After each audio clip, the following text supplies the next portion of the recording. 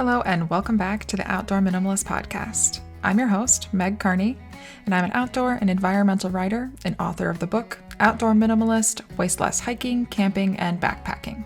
Follow the link in the description to pre-order a copy of the book so you'll be the first to receive it on the release date of September 1st, 2022.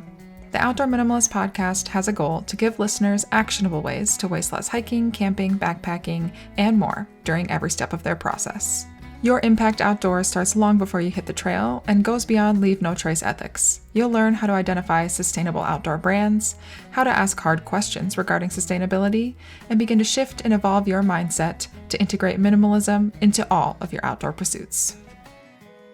In episode 44 of the Outdoor Minimalist Podcast, we get to discuss the 30 by 30 initiative that was introduced by the Biden administration. This initiative is essentially a national goal to conserve at least 30% of the U.S. lands and freshwater and 30% of the U.S. ocean areas by 2030.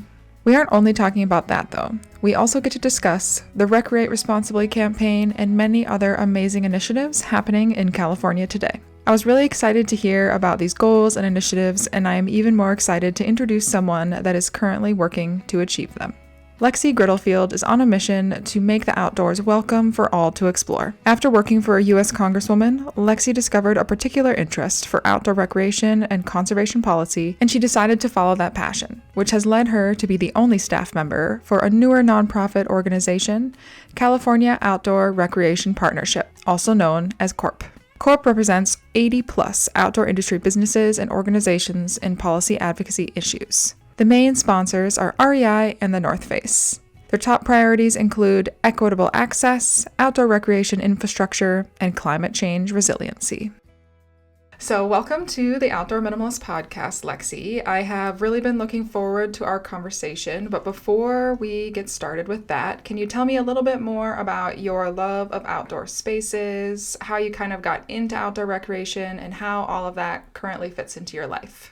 Yeah, thanks, Meg, for having me. I'm really grateful for this opportunity to talk to you about everything, and we're really excited and grateful at CORP as well. But on a personal level, I first got into the outdoors when I was, 6 weeks old or something. My dad is a huge skier, passionate to the core, and we took a lot of family trips up to Mammoth Mountain ski area as a child, and I also got into trail running in the Los Padres National Forest near where I grew up, and I was working in Congress in my early 20s, and the outdoors were my outlet, going backpacking, hiking, everything of that sort to balance a stressful job. And that led me to eventually moving to Mammoth Lakes, California, which is Pamadue, Toyabe, Northern Paiute native land. And that's where I am now.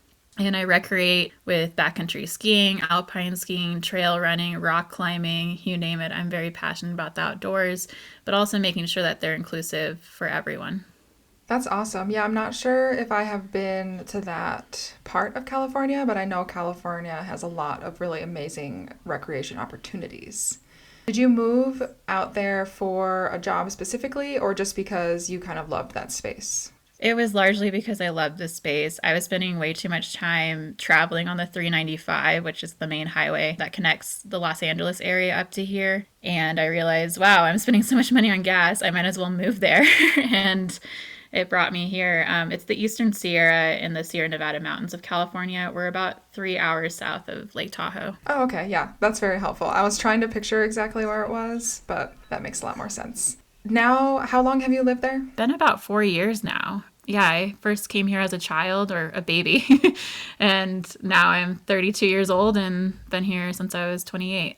Awesome. And that is where you work for California Outdoor Recreation Partnership, or as you called it, CORP. Yeah, CORP is statewide.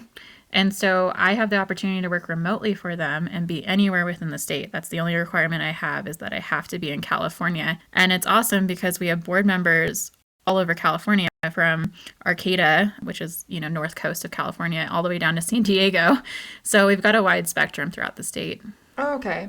So have you worked for them for a long time, even before you moved, since you were living in another part of California? No, I started working for CORP a little over 2 years ago. It was December 2019.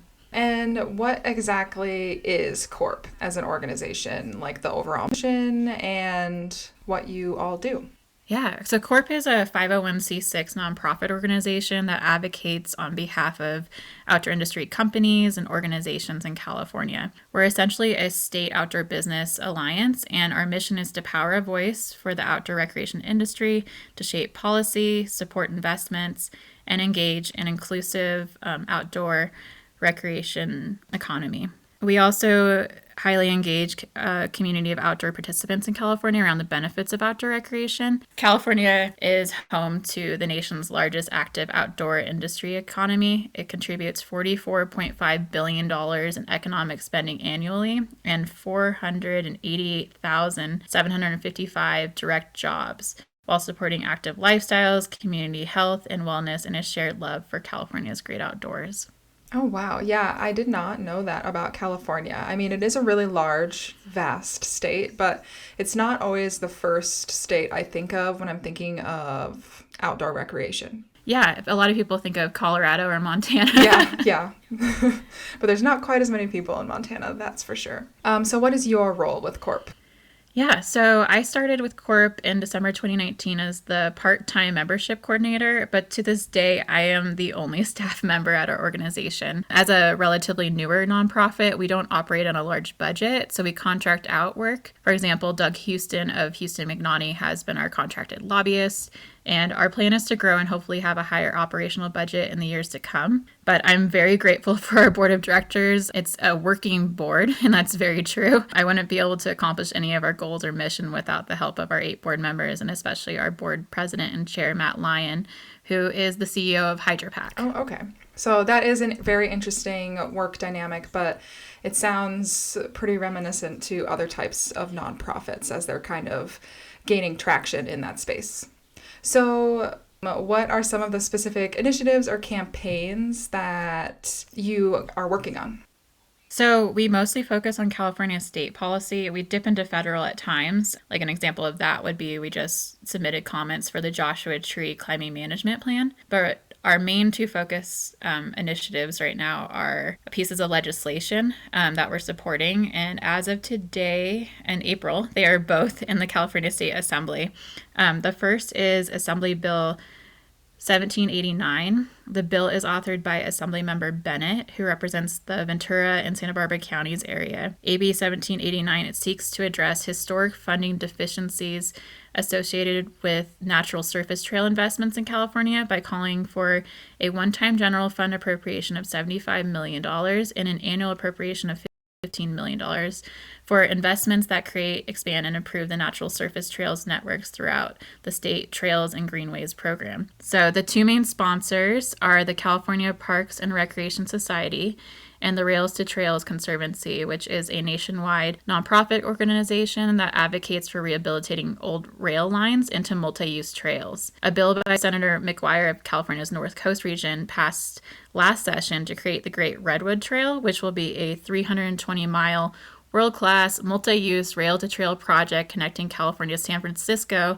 and Humboldt Bays. So this legislation could be the next through hiking craze, but it also allows access for bikers too, which is very cool. Anyways, AB 1789 could help fund that project as well as many other future trails in California. Yeah, that's amazing. I do follow the Rail Trails Conservancy, or yes, you know what I mean. That conservancy pretty closely because I really love biking on those types of trails. So I think I have heard of that development, like moving forward in California, because it sounds really interesting.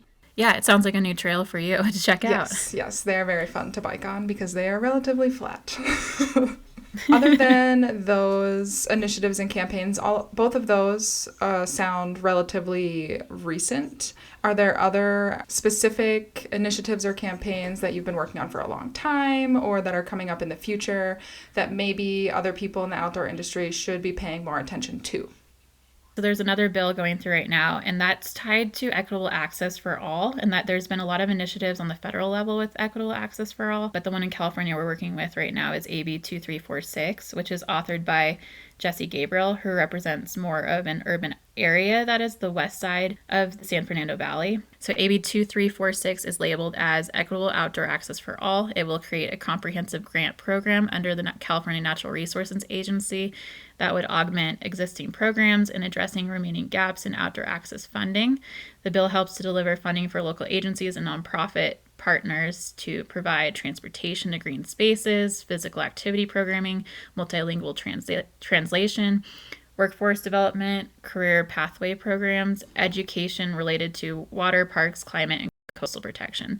And hopefully by the time this podcast airs, both of these bills I've mentioned will make it to the California State Senate, the other chamber. Yeah, that one sounds really, really interesting to me, and it reminds me of an episode that I recorded a while back, but to kind of bring outdoor recreation to more urban communities and kind of integrating or teaching more people in those areas how they can enjoy the green spaces that are in the city, but then also it sounds like maybe transportation to some of the area parks as well. Absolutely. And when we first connected to record the podcast, I think we talked specifically about the Recreate Responsibly campaign. So can you talk a little bit about what that is? Yes, of course. Yeah, this is one of my favorite campaigns that I've worked on. And as we were all asked to stay home at the start of the pandemic, a lot more people were using the outdoors as an outlet for mental and physical health and well-being. Initially, nonprofits that help maintain public lands and seek to conserve them were really overwhelmed by the rise of visitation and feared the impact it would have on the environment. Conservation and land conservancy nonprofit organizations in the Washington State area came together with Outdoor Alliance and REI to form the Recreate Responsibly campaign in May of 2020. It started with a social media campaign with 6 pillars over Memorial Day weekend in hopes of reaching people intending to recreate on public lands. CORP was originally contacted to participate in spreading awareness of this campaign on social media. And following that campaign, REI connected us with Hip Camp, and the California Recreate Responsibly Coalition was formed. We have a national campaign, which you can find at recreateresponsibly.org, and we also operate on a state-by-state level. The 6 pillars today are Know Before You Go, Plan and Prepare, Respect Others, Leave No Trace, and the last pillar, which I had the privilege of contributing to the creation of, Build an Inclusive Outdoors. We at CORP are highly focused on equitable access, as I mentioned, so our board member, Danica Carey of Serious Innovation, and I had discussions with leadership about including an inclusivity pillar. Yeah, that was a campaign that I definitely saw a lot of, I think, in the last couple of years, and since you said it kind of started during the COVID times. And how do you think that was, I guess, like accepted? Do you think it had a really positive impact? It seemed like it had a pretty far reach, but how do you think it was actually applied by people getting outside? I think, there's always going to be a 1% of people that ignore a campaign like that. But for, the 99% of good humans, everyone else out there, I think it was really well received, and it's been really cool. I mean, I was just in Yellowstone National Park, and I went into a bathroom in West Yellowstone, and on the back of the door was the Recreate Responsibly campaign on a micro level, and it's just really cool to see this massive campaign that you've helped work on with a huge coalition be on that micro level and see how far it's reached. The other thing is that REI created merchandise with Recreate Responsibly on it, so it was branded, which is also pretty neat to watch. Yeah, so it's just like has a very wide exposure, it sounds like. And I think with the different pillars, it makes it easy to remember and understand, maybe like snackable for people who are just kind of entering those outdoor spaces for the first time. Was there any way to kind of measure impacts during COVID as we are seeing like a higher involvement in the outdoors? Yeah, it was really interesting. The Outdoor Foundation, which is a nonprofit branch off of the Outdoor Industry Association, did a huge study on visitation and what the most common outdoor enthusiasts look like what's the new recreation person look like. And it was fascinating. It was a woman. The pandemic totally changed the dynamic of people's relationships with the outdoors, and a lot more women, people of color, younger generations were getting outside, and it was really cool to see that come up in their findings. Yeah, that's really interesting. I haven't heard of that study before, but It does really fit in with your involvement with the Recreate Responsibly, because you were really pushing for that inclusivity aspect. The outdoors in America is becoming actually inclusive. I know that there's still a lot of barriers to overcome, but it does feel like that is actually happening slowly but surely. Yeah, I'd agree. Living in this kind of a mecca for the outdoors in California, I see a lot more people of color on the mountain and on trails. And it's hard to come up with a demographic percentage or anything like that without doing an official study, but I would say it's definitely becoming more inclusive. And there's this saying of, saying it's okay to be inclusive, or saying oh yeah, everyone is welcome is one thing, but building a place, infrastructure, or creating space with people of color in mind is a whole different dynamic that I'm also seeing the outdoor industry get on board with too, which is really cool. So I'm going to do a little bit of a hard switch just so we can kind of keep talking about all of the cool initiatives that are going on with CORP and the projects that you're working on. But I have also heard a lot about something called a 30 by 30 campaign, which I think was mentioned in one of my earlier episodes when we talked about regulation in the outdoor industry. But I've heard a lot about the 30 by 30 goals since it was announced in regards to public lands. So what exactly is that for listeners that haven't heard of it before? And what does it entail? And is it related to Recreate Responsibly? The short answer regarding Recreate Responsibly is no. Recreate Responsibly is more of a guidance geared for outdoor enthusiasts. 30 by 30 is huge. This campaign will impact every human and living being on this planet. So 30 by 30 and America the Beautiful are cohesive, if anyone listening has heard of either. I'm very grateful to live in a progressive state that was the first to really do anything about 30 by 30. 30 by 30 is a worldwide initiative for governments to designate 30% of our planet's land and ocean area as protected areas by the year 2030. The target was proposed by a 2019 article in Science, A Global Deal for Nature, highlighting the need for expanded nature conservation efforts to mitigate climate change. At CORP, we supported a bill, AB 3030, which was authored by Assemblymember Ash Kalra, that advocated to protect 30% of California's lands and waters by 2030. Unfortunately, due to the pandemic, the legislature did not pass the bill. And in October of 2020, Governor Gavin Newsom mandated an executive order on 30 by 30. So we became the first state to stand ground on that. But by January 2021, more than 50 nations had agreed to the initiative. 30 by 30 was promoted at the UN Biodiversity Conference. COP15 is the other name for that. This included the EU and G7. It also included the United States, as President Biden had issued a call to action that we work together to conserve, connect, and restore 30% of America's lands and waters by 2030 for the sake of our economy, our health, and our well-being.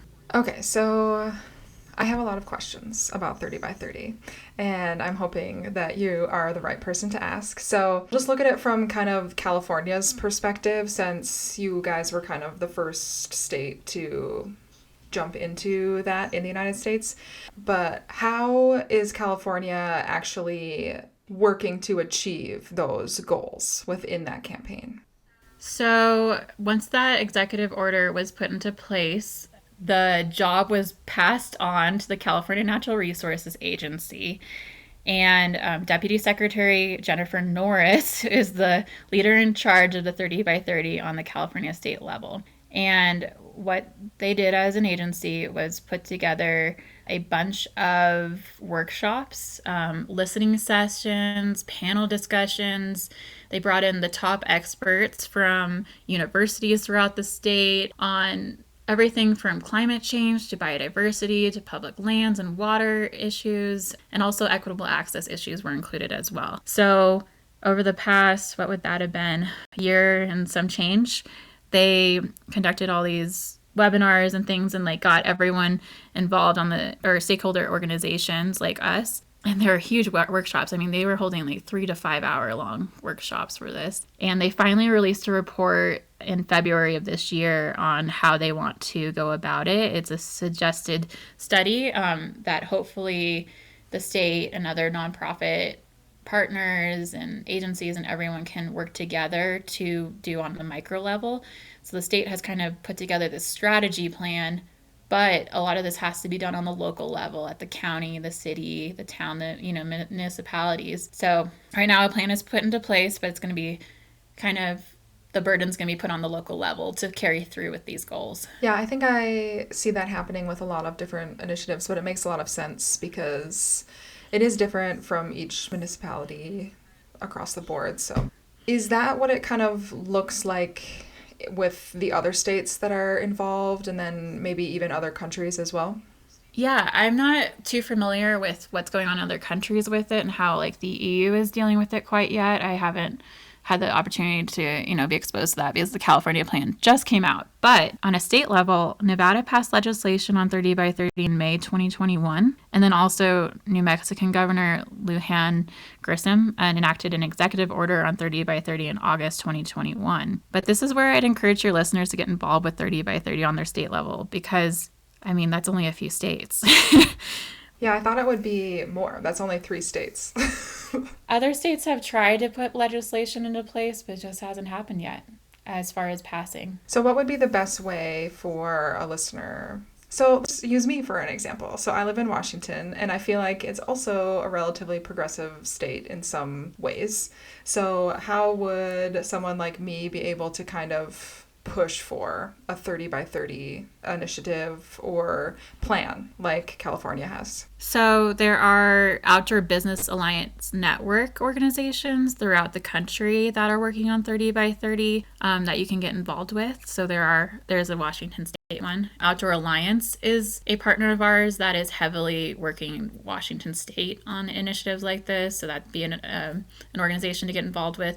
But you also don't need an organization to get involved with policy advocacy. You can go directly to your elected officials and write them a letter about how they should create a bill, start getting involved with 30 by 30. And that's a really fun way to be involved with policy advocacy because you'll get a response back individually from your member of Congress or your assembly member or state senator.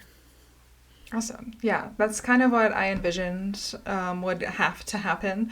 But it's good to know what some of those other organizations are as well, because I feel like sometimes if you're not exactly sure what to say or what to write to a lawmaker of any kind, then organizations like Outdoor Alliance will sometimes have like certain campaigns or even like scripts that you can kind of follow and tailor to your needs. So I'll make sure to include links to those organizations that you mentioned.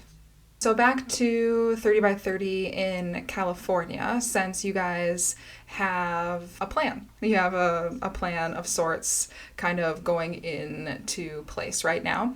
So within those initiatives, is the focus pretty specific to federal lands and water conservation, or is it broader than that?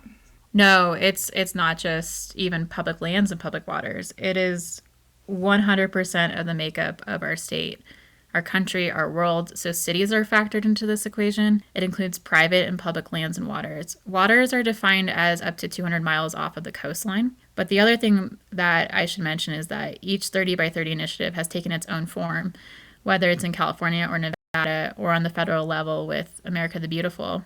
In California, we have a lot of equitable access issues, and there's this gray area that we are navigating between conservation and outdoor recreation. So the state's proposal for 30 by 30 in California doesn't just include land and water conservation, but it also recognizes biodiversity issues, such as endangered plants and animals, and it also addresses equitable outdoor recreation access. At CORP, we operate on this idea that people who have the opportunity to experience the outdoors will find the significance in protecting our lands and waters for future generations to enjoy.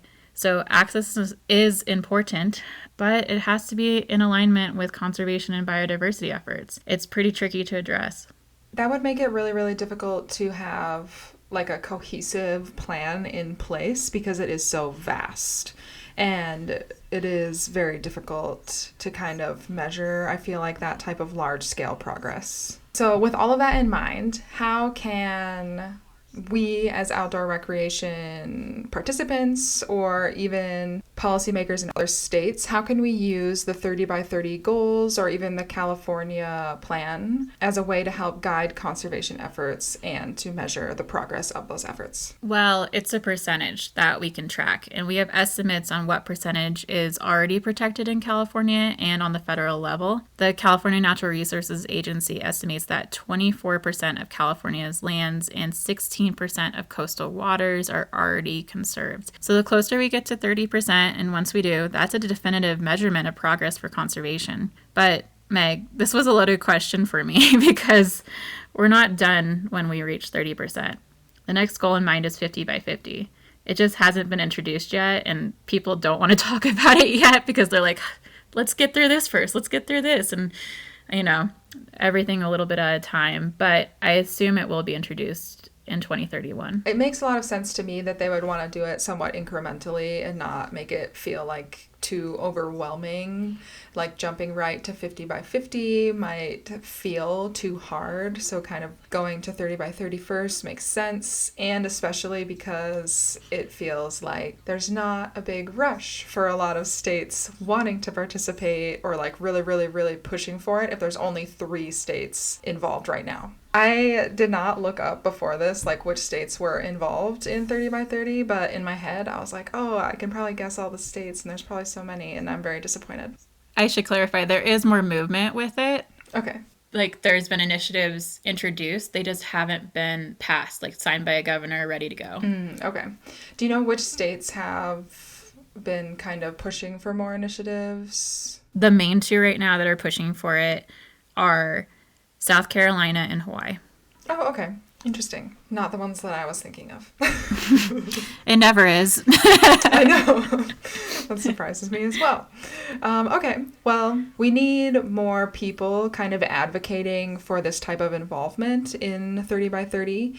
And so how can more members of the outdoor industry not only get involved in conservation with CORP, but also start to push for the 30 by 30 initiatives in their state? Yeah, so if you're in California, I highly recommend becoming a member of CORP. We take individual members or companies and organizations, and you can go to californiaoutdoor.org to start the process. As far as 30 by 30 in California, you don't have to be a member of CORP to get involved with that. The state has online platforms for 30 by 30, and you can go to californianature.ca.gov to get involved.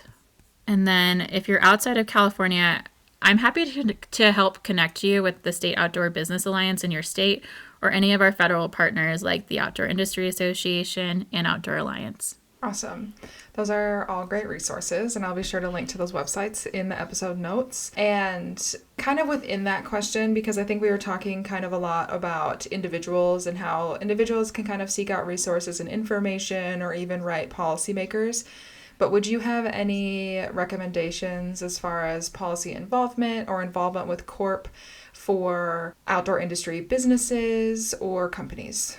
I think the most important thing you can do is meet face to face with a person. And the pandemic has made that really difficult for us to be able to advocate and lobby face to face in, legislators' offices. So scheduling Zoom calls with your members is huge. That's what we do at CORP, and OA does it as well. We lobby in meetings. So we have a Sacramento Summit every year where we bring together all these outdoor industry businesses and folks and actually bring them to, the governor, bring them to their assembly member, their senator, their congressperson, you name it. And individuals are welcome to do that as well. If you are the CEO of a company or even not, maybe you're lower down, I would get approval from your boss first, but you can definitely go advocate for a bill with your member. A lot of companies do that. And the best way to do that is just to maybe attend the summit or find resources through Outdoor Alliance or through CORP. Yeah, that's what we do. We help connect our members with legislators. So we are happy to help set up meetings. If I, have had members like Hip Camp come to us with a specific issue and want to meet with this member, and we set up an individual meeting for them. or we advocate on behalf of our larger initiatives and have those lobby meetings. And during our summit, we have about 30 meetings. It's a lot. It's a lot of Zoom calls lately. But the other way to do it is to go on, say you want to advocate for America the Beautiful, and it is an executive order at this point, but something of that initiative, and you want your congressional member to get involved, you can go on their website and request a meeting directly on their online form. So it's pretty easy to do, and most members are pretty responsive to meeting requests and at least invite you to some kind of coffee forum or something like that to get your questions addressed. So that's a route to go. So if people wanted to do that, I feel like you did list off a lot of really, really great resources and tools, but if listeners wanted to, how can they follow along with all of the great initiatives and campaigns that you've mentioned in this episode, or get in contact with you? Yeah, we'd love it. You can follow CORP at californiaoutdoor.org.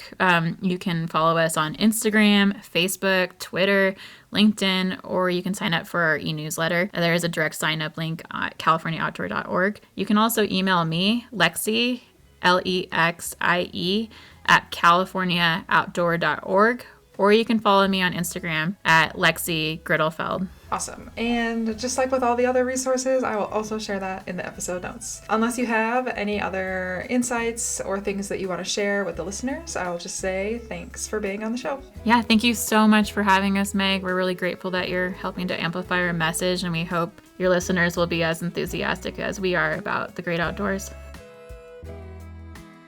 Thanks for listening. And if you like what you hear, let me know. Leave a review and be sure to subscribe so you never miss an episode. You can still find me on Instagram at outdoor.minimalist.book for daily updates, other educational resources, and to help build an outdoor community with a shared goal to create a better outdoor space as we recreate.